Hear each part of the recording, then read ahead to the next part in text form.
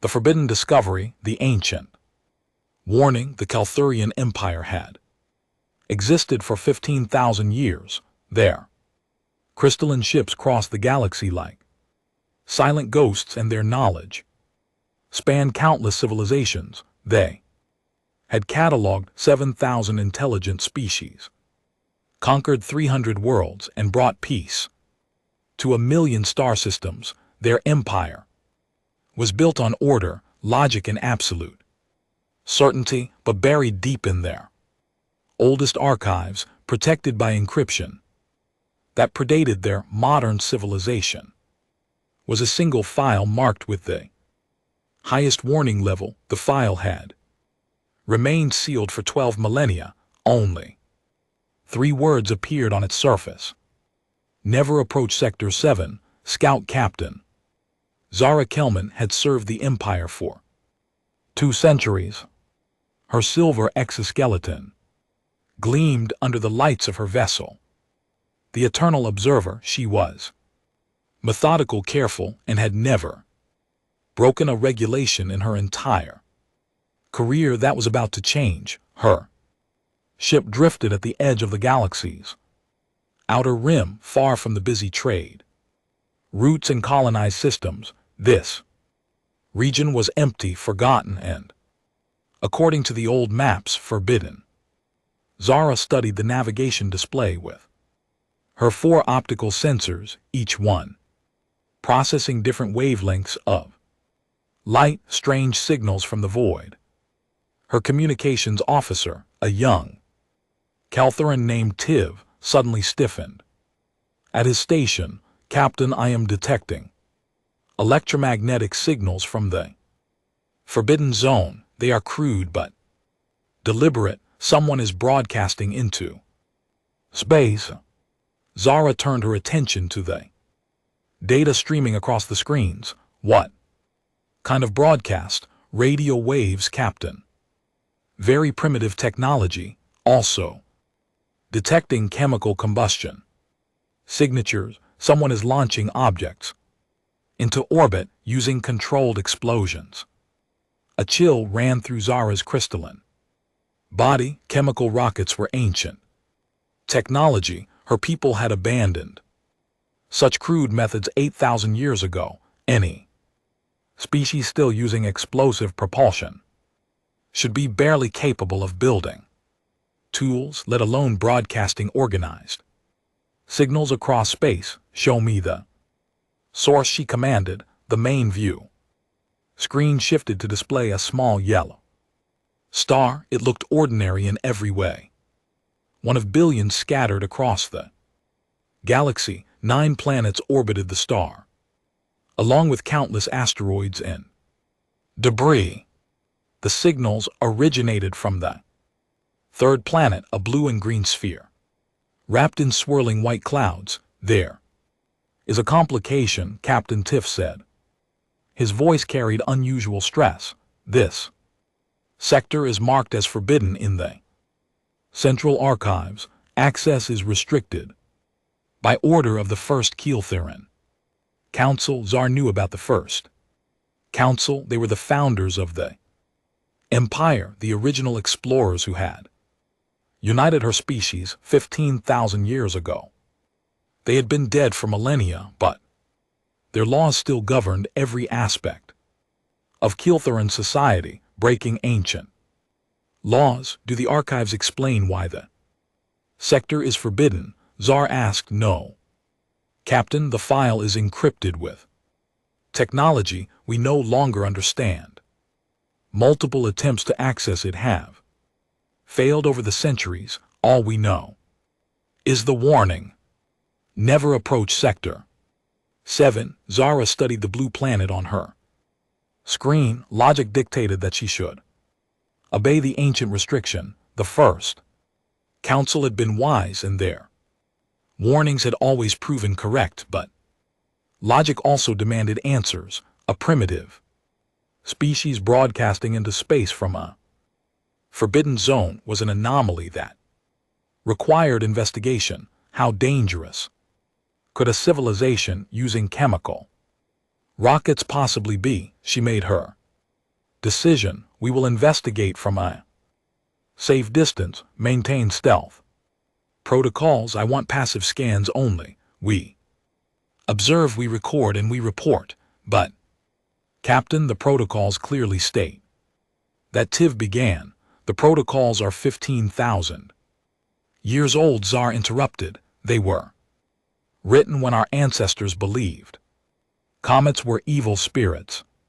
I think we can safely approach a species that still burns fuel to reach orbit, the eternal. Observer adjusted course and entered the forbidden sector. The journey took 4 days at faster than light speeds. During that time, Zara ordered her crew to analyze every signal coming from the blue planet. What they discovered made no sense. The impossible species. There are over 6,000 distinct languages, reported the linguistic analyst. Hundreds of separate nations. They appear to be in constant communication, but also in constant conflict. Fractured civilization, Zara observed. Not unified, that explains their primitive state. They waste resources fighting each other. There is more. Captain, the analyst continued. They possess nuclear weapons, thousands of them, enough destructive power to sterilize their entire planet multiple times. Zara felt confusion ripple through her thoughts. Nuclear weapons required advanced physics and engineering. How could a species develop atomic technology while still using chemical rockets? Most civilizations mastered space travel long before they created weapons of mass destruction. These beings had done everything backward. What else can you tell me about them? Zar asked. The dominant species calls themselves humans, the science officer reported. They are carbon-based bipeds with internal skeletons, fragile skin, limited sensory organs, and extremely short lifespans. They live approximately 70 to 80 years. On average, 70 years. Zara had lived for 200 years and was considered young by Caloran standards. Some of her people lived for 1,000 years. How could any civilization advance with such brief individual lifespans? Their planet is extremely hostile, the science officer continued. Active tectonic plates cause constant earthquakes. Extreme weather patterns produce devastating storms. Thousands of predatory species. Countless diseases. Their own biology requires them to sleep for 8 hours every day, leaving them vulnerable. They should have gone extinct long ago. Population that should not exist yet. They survive, Zara said quietly. How many of them are there? Approximately 8 billion, Captain. Silence filled the bridge. 8 billion. The entire Caloran empire, spanning 1,000 star systems, had a population of only 4 billion. How had these fragile, short-lived creatures multiplied so extensively on a single hostile world? Move us into close orbit, Zara ordered. I want detailed scans of their civilization. Use maximum stealth. I do not want to frighten them. For 23 days, the eternal observer watched Earth from hiding. The crew analyzed human cities, observed their wars, studied their technology, and monitored their communications. What they saw defied everything the Calarians understood about intelligent life. Contradictions that made no sense. Humans fought terrible wars that killed millions of their own kind, but during those same wars, soldiers would stop fighting to rescue wounded enemies. Human doctors worked in disease-stricken areas where they could easily die, treating people they had never met. Human parents would sacrifice their own lives without hesitation to save their Children, strangers would donate organs to other strangers, giving pieces of their own bodies so others could live. Humans hoarded wealth while others starved, yet those same humans would also give away their last food to feed a hungry child. They destroyed their own environment, then worked desperately to save endangered animals. They created weapons that could end their species, then spent enormous resources trying to eliminate those weapons. Nothing about them made sense, Captain. The behavioral analyst said on the 24th day, I cannot create a coherent profile of this species. They contradict themselves constantly. They are violent and peaceful, selfish and selfless, logical and emotional. They should not be able to function as a civilization. Zara stared at the blue planet spinning slowly below her ship. For the first time in her long career, she felt something she did not recognize. It took several moments to identify the emotion. It was fear. On the 25th day, Zara accessed the quantum communication network and sent an emergency message directly to the Keltheran High Command. She used priority codes reserved only for existential threats to the Empire. Her message was brief: the ancestors were right, we must leave immediately. Then she ordered her ship to retreat from the solar system at maximum speed. Behind her, 8 billion humans continued their chaotic lives, unaware that they had just terrified one of the most advanced civilizations in the galaxy. A teacher in Brazil taught children to read. A firefighter in Australia ran into a burning building to save a stranger. A scientist in Japan worked to cure a disease. A grandmother in Kenya told stories to her grandchildren, and the galaxy would never be the same. The truth that shook the stars, the message that changed everything. The emergency transmission from Captain Zara Kelman reached Keltheran Prime like a shockwave.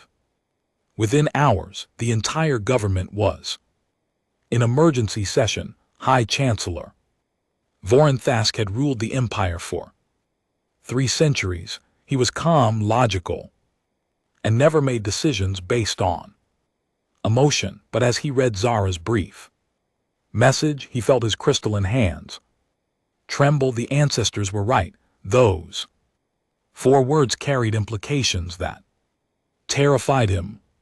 The First Council had sealed Sector 7 15,000 years ago.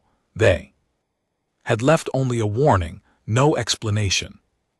Generations of Kilarians had assumed the restriction was based on primitive superstition. Now a decorated captain with 200 years of flawless service was telling them the ancient founders had been correct. What did they see? Vor whispered to himself. What frightened our ancestors so badly that they forbade us from ever returning? He activated the Emergency Council protocol.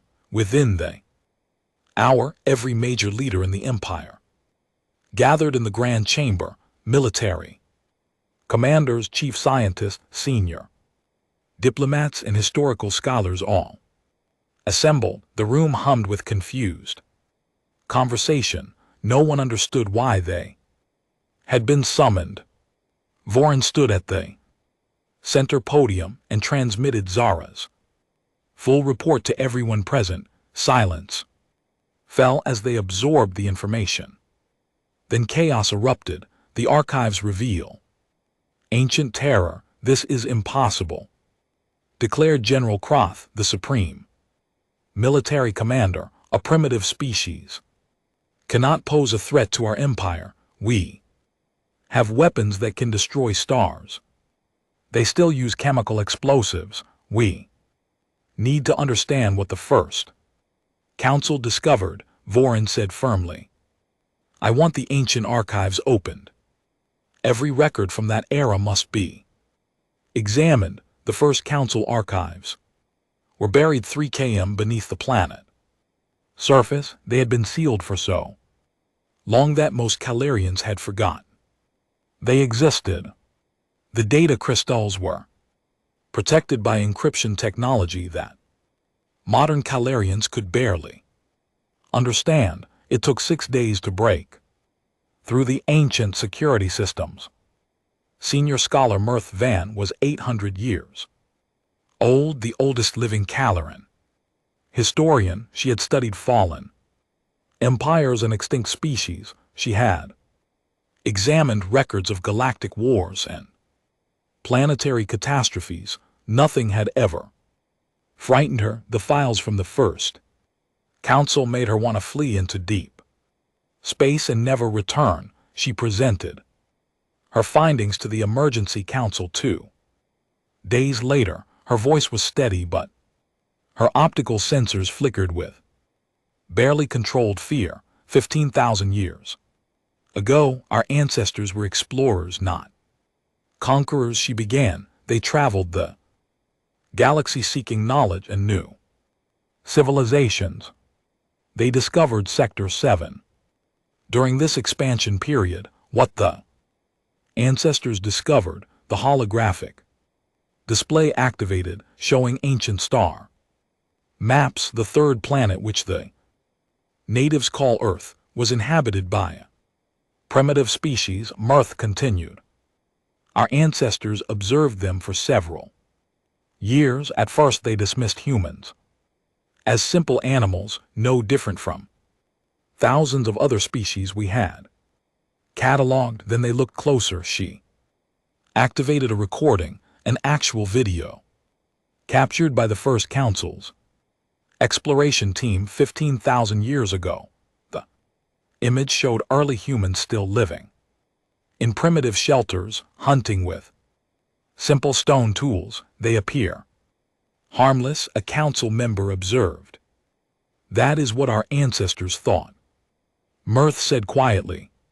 Then they studied human biology and behavior more carefully. What they discovered violated everything we understand about intelligent life. She began reading from the ancient records, translating the archaic Calarian language into modern speech. First observation: humans do not rest properly. All known sapient species require extended dormancy periods for neural recovery. Humans sleep only 1/3 of their existence. They remain active, alert, and functional for 16 hours every cycle. A creature that never fully rests is a creature that never stops. Second observation: humans bond with predators. We observe them living alongside carnivorous animals called wolves and dogs. These creatures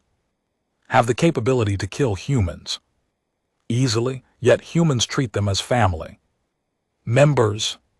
They sleep beside them. They trust them with their offspring. They have somehow convinced natural predators to love them and protect them. Hunters who never stop. The council members shifted uncomfortably. The idea of befriending predators seemed absurd and terrifying. Third observation: humans are persistent hunters. Mirth continued. They do not chase prey with speed like most predators. They do not use strength or venom. Instead, they simply follow their prey for days without stopping. They track animals across vast distances, never giving up, never resting fully. The prey runs until it collapses from exhaustion. Then they humans kill it. This hunting method requires an ability we have never encountered: the capacity to endure beyond all reason. A human can continue pursuing a goal long after any logical being would surrender. Fourth observation: humans adapt to survive anywhere. Our ancestors watched humans spread across their entire planet. They survived in frozen wastelands where temperatures dropped below degrees. They survived in deserts where no water exists for hundreds of kilometers. They survived in jungles filled with venomous creatures and deadly diseases. They even survived in high mountains where oxygen is scarce. No other species shows this level of adaptability. Humans do not adapt their biology to new environments quickly. Instead, they simply endure the hostile conditions through determination and tool use. Fifth observation: humans refuse to accept death when injured. Most species rest and recover or die. Humans fight to survive with extraordinary aggression. The species that should not exist. Our medical team observed a human who was attacked by a large predator mirror thread. The creature's arm was nearly severed. Any rational being would have died from shock and blood loss. This human used plant fibers to tie off the wound, then walked 15 km to find help. It survived. We observed another human who fell from a great height and shattered multiple bones. It crawled for 3 days to reach safety. It survived. We observed humans with terminal diseases who lived years beyond what our medical science predicted was possible. They simply refused to die. The council chamber was absolutely silent. Now every being present understood the implications of what they were hearing. Sixth observation: humans are individually weak but collectively unstoppable. Mirth continued. A single human is fragile. They have thin skin that tears easily. Their bones break under pressure. They have poor natural weapons, no claws or fangs or armor. But humans never act alone. They form groups, tribes, and nations. They develop technology to overcome their physical limitations. They create weapons, tools, and strategies that multiply their effectiveness. A group of humans working together can accomplish tasks that should be impossible for such fragile creatures. Seventh observation, and this is the most important: humans cannot be predicted or controlled. We studied their psychology for years. We developed models to forecast their behavior. Every model failed. The terrifying unpredictability. Humans act on emotion as much as logic, often more. So they make decisions that defy rational analysis. They will sacrifice themselves for abstract concepts like honor, love, or justice. They will fight against impossible odds for no logical reason except that they refuse to surrender. They cannot be intimidated because they do not always respond to threats rationally. They cannot be bribed because some of them value intangible things more than survival.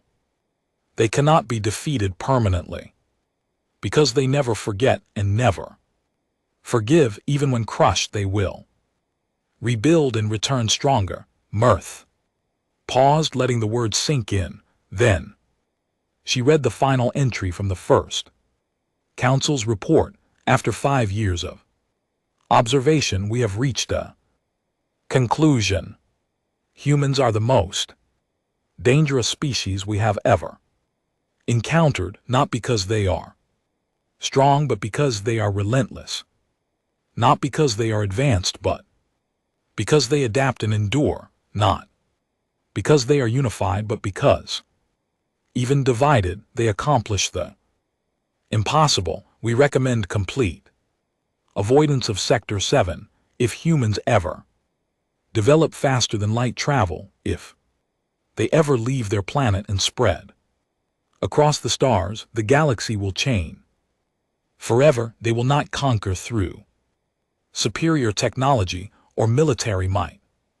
They will succeed through sheer persistence, adaptability, and refusal to accept defeat. we fear them not for what they are now, but for what they will inevitably become, the empires. Response. The council chamber remained silent for a long moment after Mirth finished reading. Finally, General Croth spoke. This report is 15,000 years old. Surely humans have changed since then. They have not, Voron said quietly. Captain Zara's observations confirm everything the first council documented. Humans still bond with predators, they still persist beyond reason, they still refuse to surrender, and now they have nuclear weapons and space technology. In a few generations, perhaps less, they will develop faster than light travel. Then what? Then they will spread across the galaxy, a diplomatic advisor said. And we cannot stop them. We could destroy their planet, General Croth suggested, prevent them from ever leaving their system. Voron turned his optical sensors on the general and become the monsters that the galaxy fears. The Calthurian Empire is built on law and order, not genocide. We do not destroy species because we fear them. Then what do you propose? The general demanded. We prepare, Voron said. We monitor them carefully. We establish protocols for eventual contact, and we hope that when humans finally reach the stars, they choose cooperation over conquest. But deep in his crystalline core, Voron knew the truth. Humans would not conquer the galaxy through war. They would do something far more effective. They would simply outlast everyone else. They would survive conditions that killed other species. They would adapt to challenges that destroyed civilizations. They would persist through catastrophes that ended empires. Humanity's unknowing legacy. On Earth, 8 billion humans continued their lives, completely unaware of the fear they had caused. A young girl in Mexico studied engineering, dreaming of building rockets. An old man in China taught his grandson about perseverance and never giving up. A doctor in France worked through the night to save a patient's life. A soldier in America wrote letters to his family promising to come home. Scientists in India made a breakthrough that would eventually lead to faster than light theory. Artists created beauty. Teachers inspired students. Parents protected children. Strangers helped strangers. And somewhere in the darkness between the stars, the Calthurian Empire watched and waited with growing dread, because they understood something that humans did not yet know about themselves. Humanity was not just another species. They were survivors, adapters, and persistent hunters who would never stop, never surrender, and never accept defeat. The galaxy had existed in relative stability for millions of years. Empires rose and fell according to predictable patterns. Species evolved, expanded, and either thrived or went extinct based on logical factors. But humans did not follow logical patterns. They were chaos, wrapped in determination, fragility, combined with unbreakable will. When they finally left their little blue planet and spread across the stars, everything would change. The Calthurian Empire had ruled for 15,000 years. They had conquered countless worlds and absorbed hundreds of species. They were the most powerful civilization in known space, and they were absolutely terrified of a species that still used chemical rockets and radio waves, because they knew the truth that the first council had discovered long ago. Humans were not just survivors, they were inevitable, and nothing in the galaxy could stop what was inevitable. The report was filed, encrypted, and sealed. with the highest security protocols. Future generations of Calarians would read it and understand. The age of galactic stability was ending. The age of humanity was about to begin, and the stars themselves would never be the